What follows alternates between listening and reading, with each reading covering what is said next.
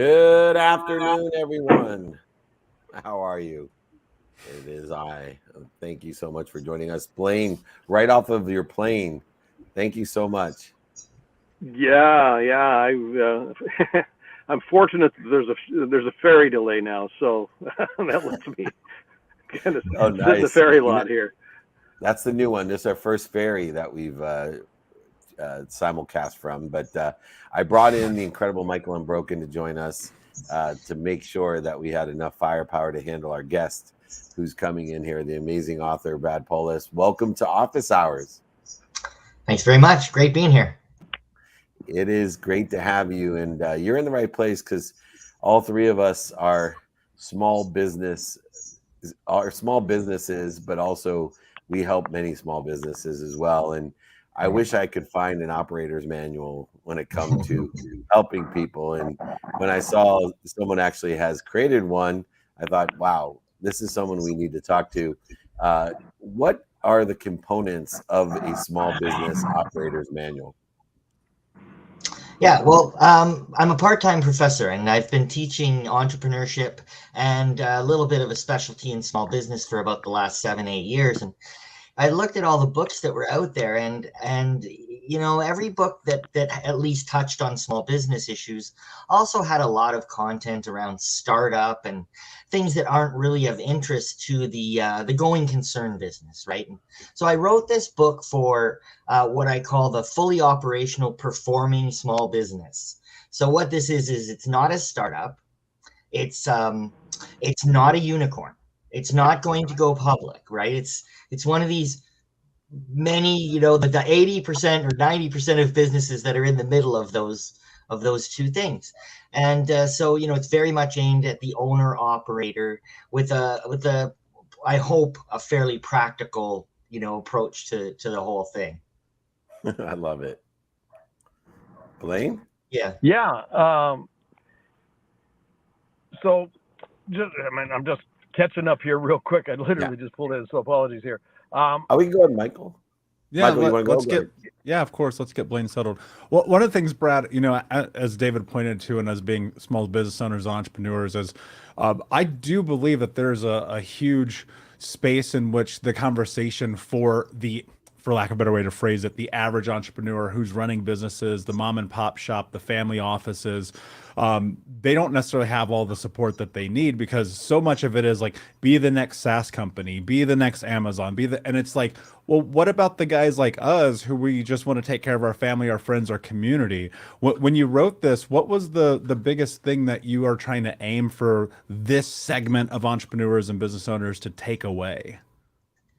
I guess probably. So what I did is I mixed some theory. Hey, I am a part-time prof after all, right? So I mixed some theory, probably stuff though that, most well-read business people are at least somewhat familiar with then some stories, anecdotes, usually changing the names, not always, but usually changing the names to protect the often guilty.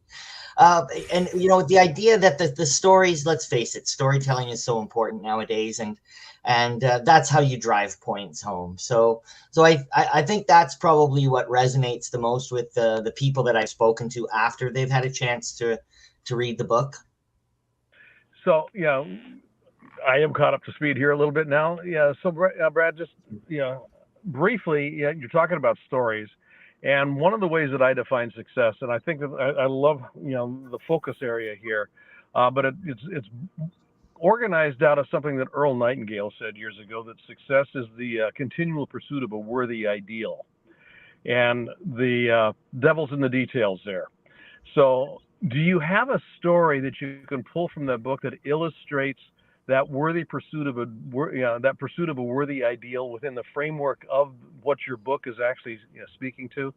Sure. Let me try. But before I do that, it's so interesting because the truth is that, I've had several definitions of success that I've adopted through the years, and one is just waking up every day and being able to do that which you'd love to do, but yours is interesting because one of the ones I heard, and I've used it a fair bit with younger people, which is the definition of failure, which is often, the opposite of success, is waking up, figuring out you're doing the wrong stuff, and you just keep going. Right? So I think that's really, really important too. I mean, in these days of lean startup and pivoting and all that, there's nothing wrong with a pivot. A pivot, it just means that you're wiser today than you were yesterday. And I've always reserved the right, to be such. So, so anyway, I found your definition quite interesting. As far as the worthy pursuit of a what was it? The the pursuit of a worthy ideal. Of a worthy goal. Well, when I was 35, I was doing my MBA, and I sat down with our organizational behavior prof, and he asked me, what's your overarching goal? Like the biggie, right? I know you got lots, but what's the biggie? And I said, well, by the time I'm 45, I'd like to be the president and CEO of a Fortune 500 company. And he looked at me and he said, and I swear, do you think you should set a more realistic goal? And I thought, oh, well, there's a little bit of motivation.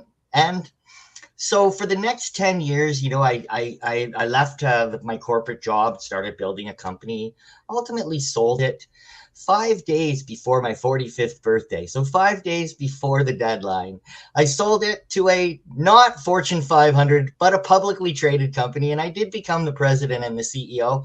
And I went, check, like good enough. And I think that's a really good example of why systems matter more than goals, because by some people's definition, I failed to meet my goal, but boy, I got close, and close is almost always better than not close. So, Brad, a lot of young, especially entrepreneurs and small business owners, it's where they're putting their emotional address, whether it's in other people's opinion, into goals that limit their own self-image, or into the emotional address of an outcome, specific outcomes, without having open-minded perspective that you did, that, look, I'm doing my best, learning lessons and having fun.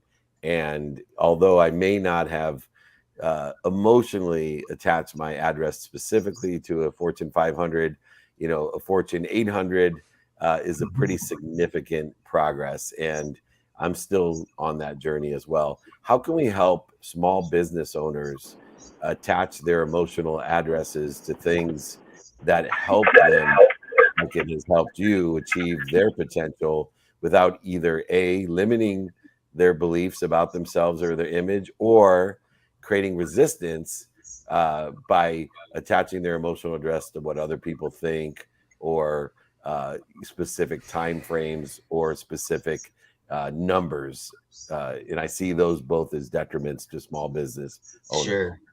My stock answer, a lot of people aren't going to like it, but I'm a Buddhist. So, take up Buddhism, because we believe in non-attachment, and we don't get too attached to anything. But let's face it, that's not that practical for most people, changing their religion or their philosophy. However, I think that there are some great things that you can adopt from lots of these religions and philosophies. And that's one I would actually really, really suggest that people take a look at, which is the idea of how suffering comes from attaching yourself to things, to ideas. And let's face it, that CEO job, it doesn't last forever. At some point, you lose it. You either lose it mentally or you lose the job. I honestly, I don't have a great answer beyond that one. That's a good answer. And I'm a ferocious Buddhist, so I'm aligned with that philosophy. I'm ferocious today in a trajectory of a non-attached outcome.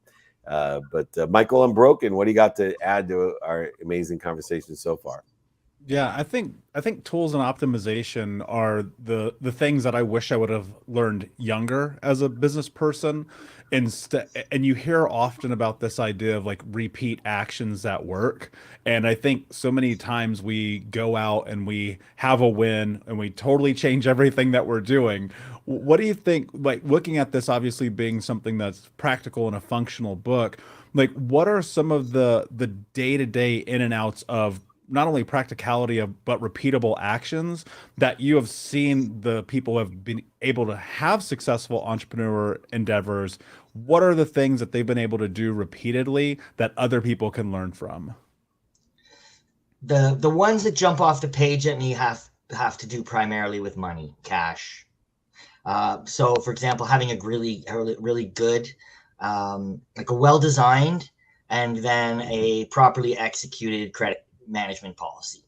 Simple stuff, but a lot of clients that, you know, I've taken out over the years didn't know how to do it properly. And so it's a great way to squeeze extra dollars out of the balance sheet sometimes if collections have been somewhat lackadaisical. And then there's the other option as well. Sometimes relaxing credit can actually help your business if you can do it, you know, smartly. The other thing is that I've known businesses that have just thrown off all kinds of cash and leave it sitting in the bank. That's certainly not, you know, the most efficient use of that resource for the owner. So, you know, finding ways to either put it to work or just get it back in the hands of the owners. There's a couple of examples. And other ones I can think of are those that are just really diligent about their online marketing activities, and not so much content marketing, because a handful of my clients are heavy into that, but most of them are not. But just, you know, keeping abreast of your Google and Facebook ads and all of that sort of stuff. It's the kind of thing that often gets started and then left. And it's one of those things that I think consistency matters. So. Mm-hmm. You know, Brad, you're mentioning something here that triggers a thought for me, and it has to do with overcapitalizing. You know, particularly if you're going to investors to actually, create some funding sources. If you've got too much money, the risk, in my experience, has been a lack of discipline in execution. And that lack of discipline can be, I think, problematic. Actually, kind of keeping the budget tight. Well, I'm sorry, you broke up a little bit there, Blaine. I'm not sure I actually caught I think the he was question. asking about. I think it was about being disciplined in the utilization of capital and keeping that budget tight. Is that one of the aspects of the operation or operator's manual for small businesses? For sure. So every business has to have at least the basic budget. So, your basic kind of income statement budgeted out, probably by month, but in some businesses like restaurants by week, for at least the next year, and then a cash flow budget against that. And that's the part that you've got to watch carefully. No one's going to get too upset in a small business if your profits are off, if your sales are off, but when your cash is off, it's a problem, right? So that's the one that I suggest that people, until you're really comfortable with your resources and doing it, literally looking at it daily or every couple of days, that's probably the biggest one.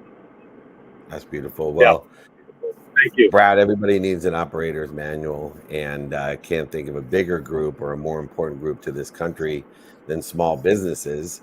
And we appreciate all of the information that's given to us in that operator's manual, the lectures that you've given, the mentorship, coaching and teaching in Toronto specifically. If you are interested in more guidance, bradpoulos.com is the place to go. Brad, please come back and join us soon. We appreciate you. That would be great. Thanks, David. Nice to meet you. I'll have you soon. Nice to meet you. Thank you. All right. Very good. You're doing all right, Blaine. Now you know my world. Just rolled onto the ferry. Yeah. Oh, you're on the ferry now. That's awesome. Yeah, literally just rolled on. I love it, man. Well, you are. There's always one of us somewhere, and I certainly appreciate the effort that you've given, and we appreciate you. So, where did you fly in from, by the way? I was in Montana. I was doing some work with, and you and I talked about that. Yeah, we got a big merger going on out there. Oh my God, could not be a better time of year in Montana. I just have to tell you, I miss it immensely. But keep up the great work. Let's bring on our next extraordinary guest from trains, planes, and ferries now, usually automobiles. We have the incredible Noel Liu joining us, the co-founder of Secure Dental. He's a real estate investor and he mentors associate dentists as well. And he has a brand new website, or his website, that we'll check out. Welcome to Office Hours. Oh, muted, yep. Noel. I will tell you, you know what's interesting? That we've had many dentists on here, and I think every what do they say? 4 out of 5 dentists on Office Hours don't take off the mute button. That's right. We're very disciplined. Thanks, Dave, for having me here. Yeah, you're like the dentine. You're like the dentine of Office Hours. 4 out of 5 dentists forget to put off the mute button. Right. All right. Well, I'm now checking the ages of people. Anybody laughing must be over 40. So no, just kidding. Blaine, did you hear that? I said 4 out of 5 dentists forget to take the mute button off. So we're just getting started. You have grown quite a business. We just came off the operator's manual of small businesses. You and your wife are founders in Secure Dental.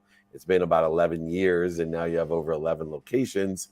Give us a little bit of a background on, the idea behind, Secure Dental. And I know there's a spin in real estate as well. Absolutely, Dave. First of all, thanks for having me. Sorry for the mic. No, it's good.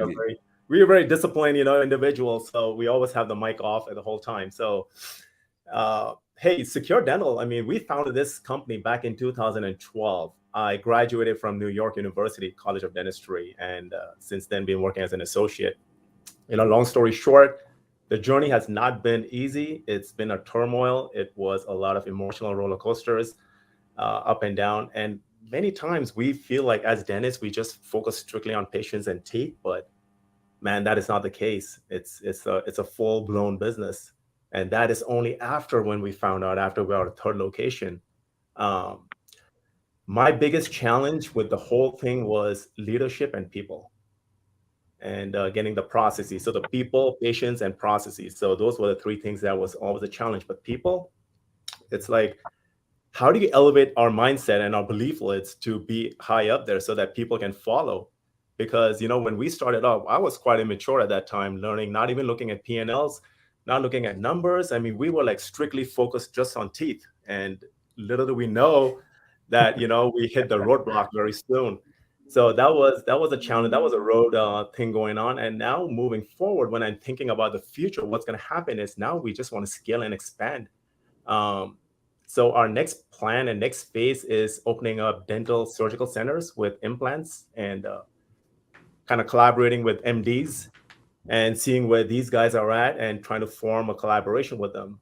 So now that I've gone through the rough waters, so we kind of got a little bit, a little bit idea, but I think it's still a lot to learn.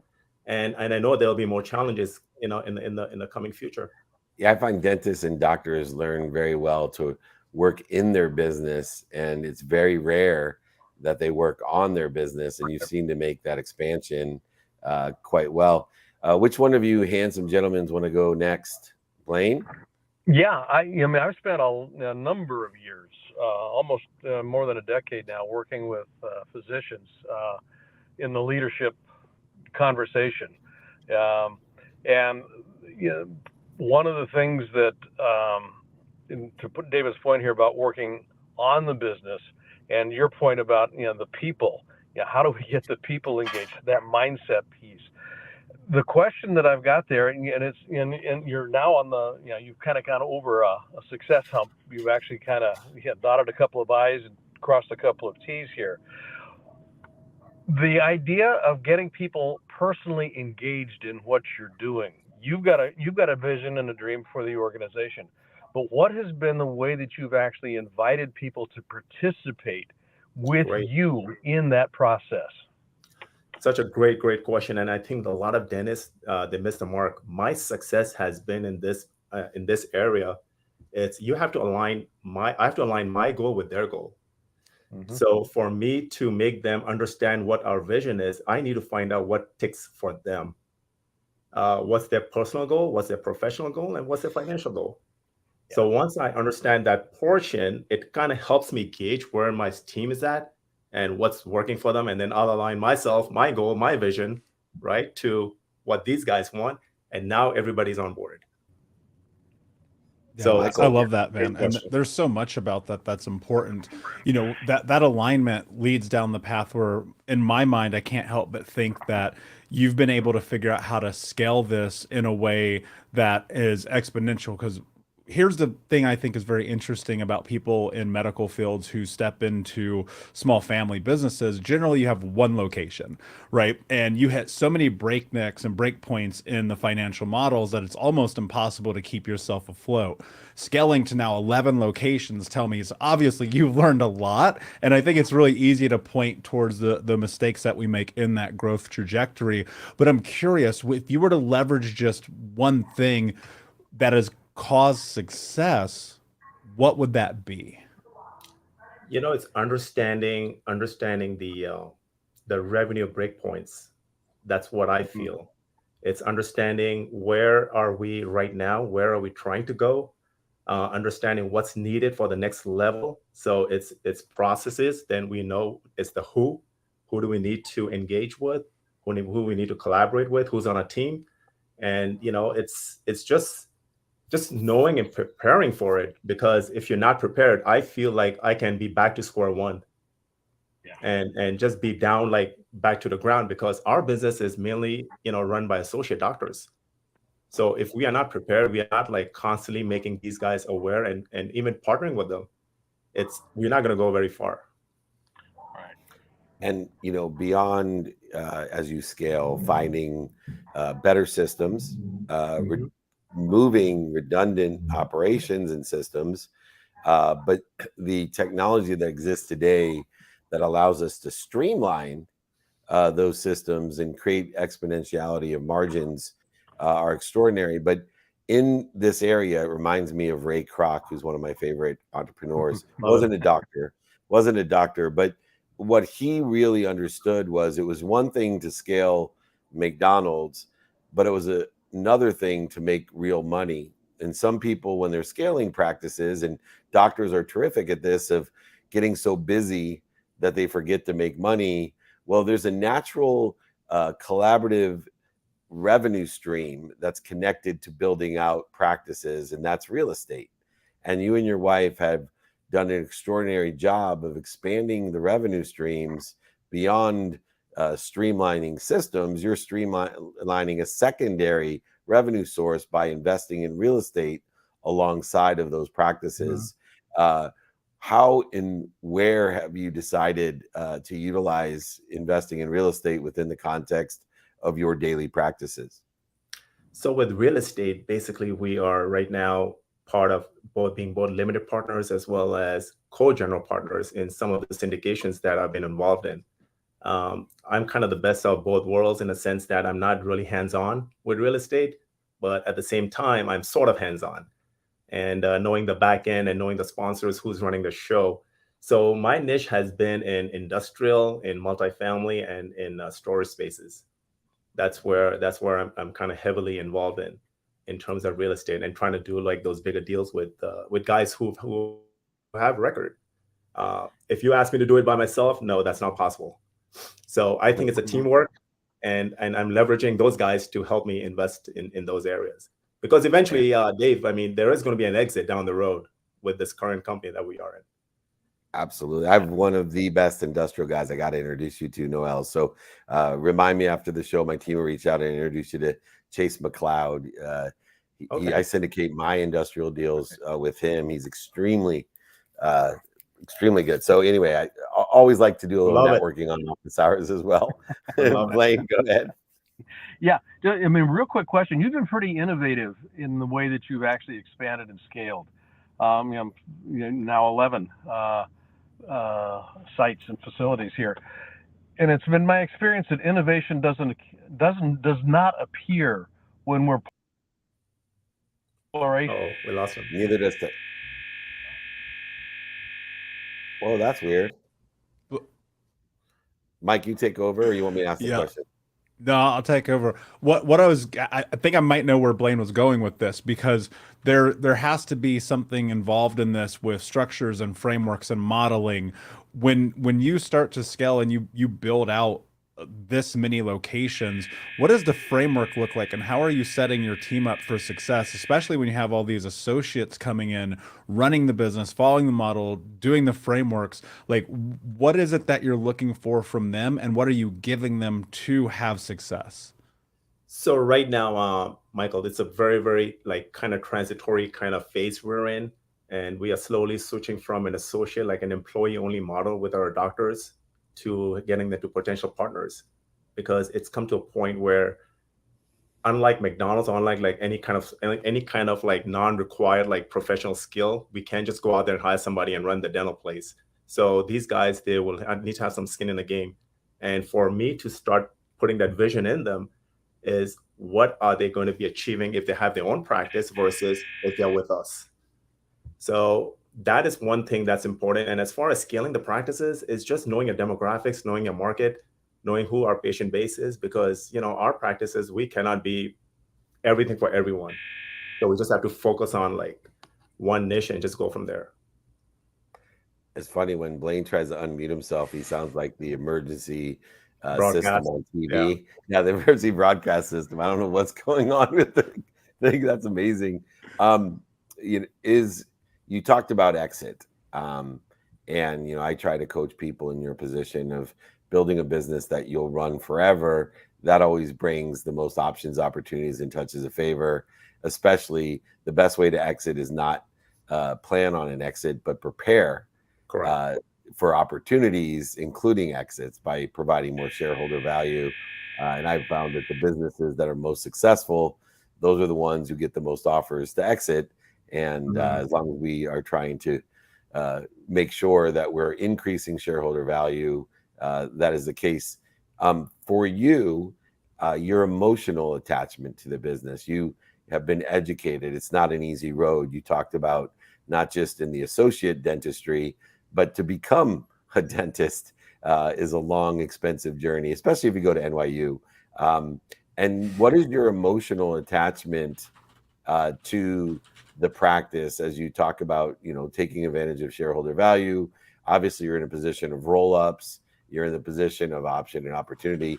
Do you fear at all that your emotional attachment, if the day should come that you're just a real estate investor? Dave, I'll be lying if I said no, right? It's true. It's like the business is like a child. We start from scratch, and we raise the baby up, and hopefully they mature into something really, really, hopefully opportunistic in terms of the exit. But I feel like the right move would be to, yes, that exit will have to come. That opportunity will have to, we have to take care of that opportunity. Emotionally attached, that would be a totally separate conversation. And I don't know. Well, we'll see. One last question then. I know Blaine still has the emergency broadcast system going. So sorry, Michael. It's pretty good. I have my last question just out of curiosity.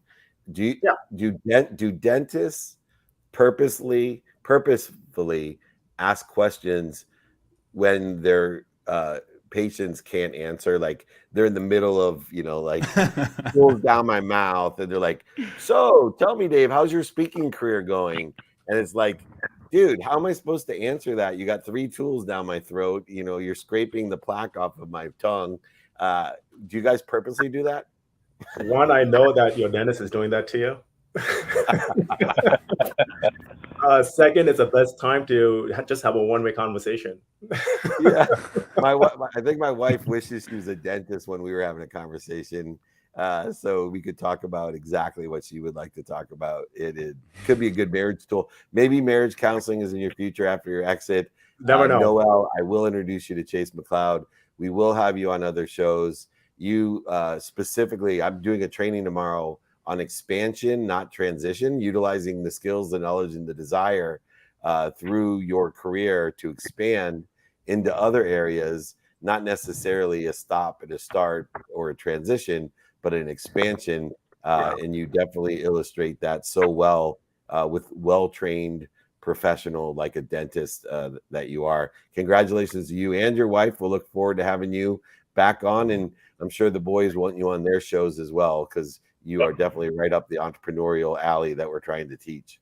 Thank you very much. Thank you, Dave. Thank you, Michael. Blaine. Very good. Thank you, Noel. All right. Very good. Thank you. Congrats. All right.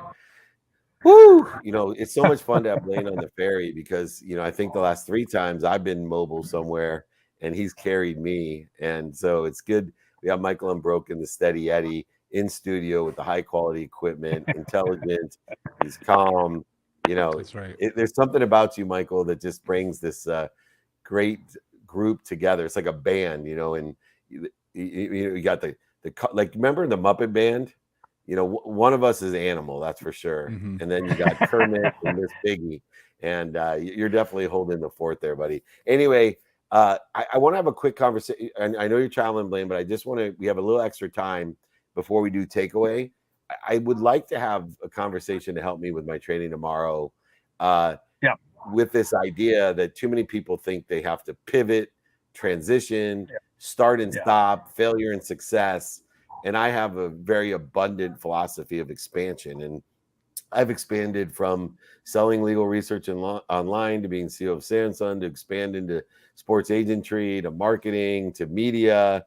And, I keep expanding into areas I never imagined when I went to law school that I'd be participating in. I was hoping that you would share some of your best ideas that I can regurgitate tomorrow in my training. I may or may not give you credit for it because I may not remember what you said, but nonetheless, it's recorded so you guys can prove that you gave me that idea.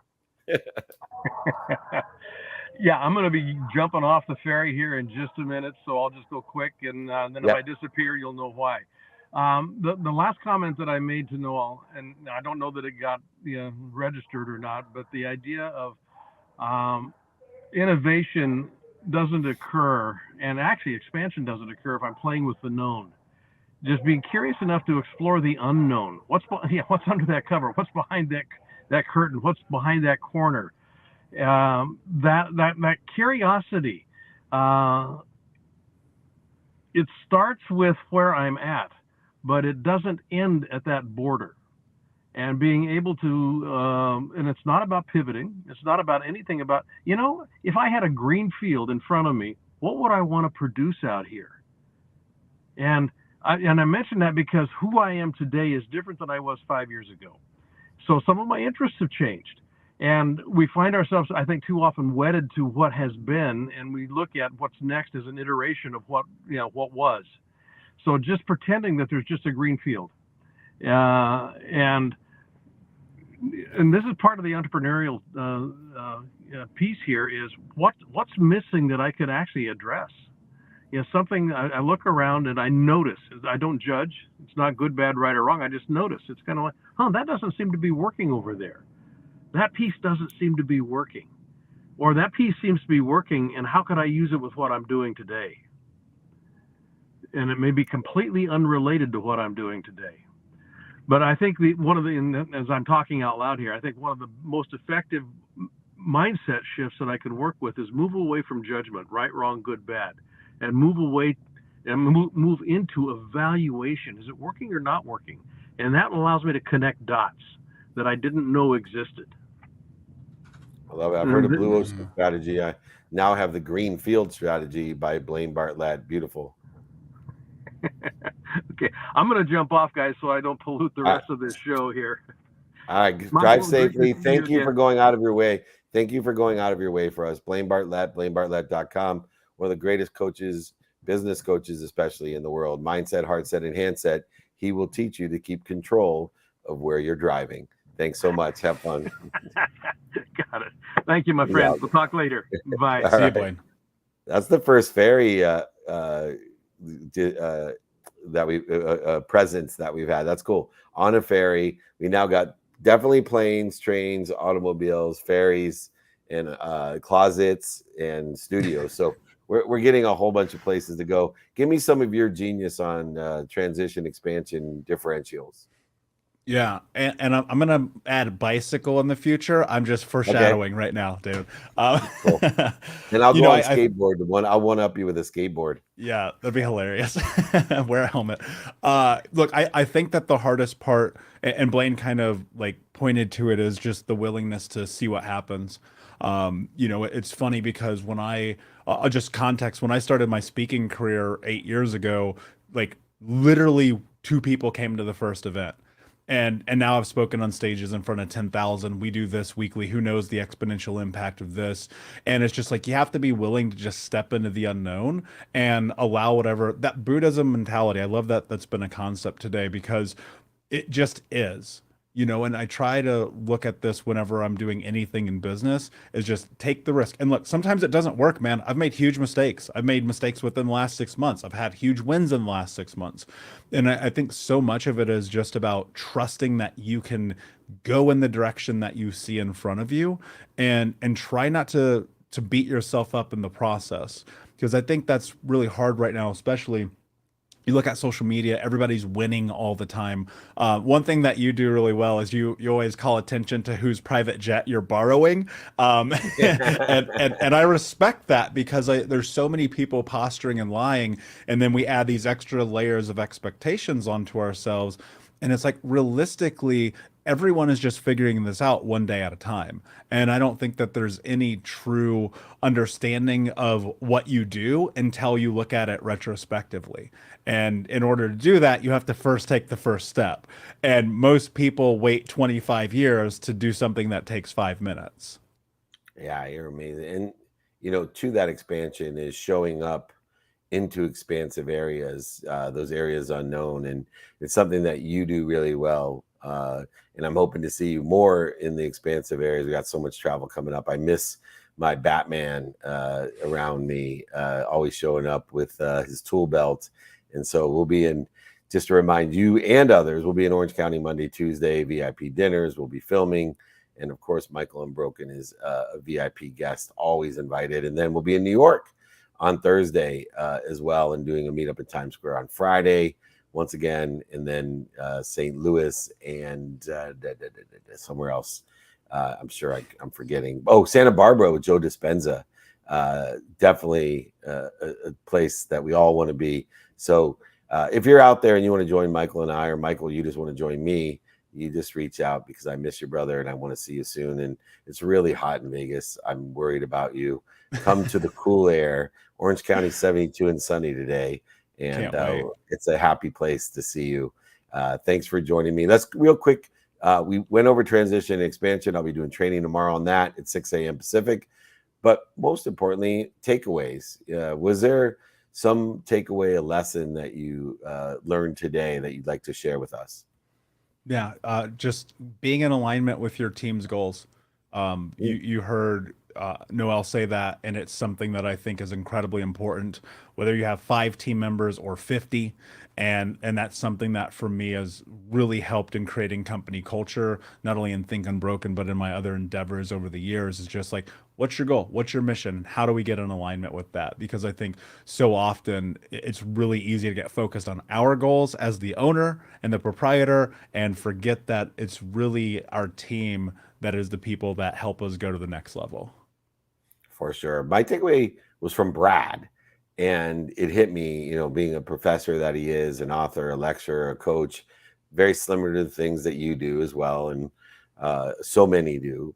But it was interesting because he really hit it home when he said, look, I have a small business operating manual, but small businesses aren't startups that are going to be unicorns and go public and have, these unbelievable, sexy, fun, Gary V like imagery.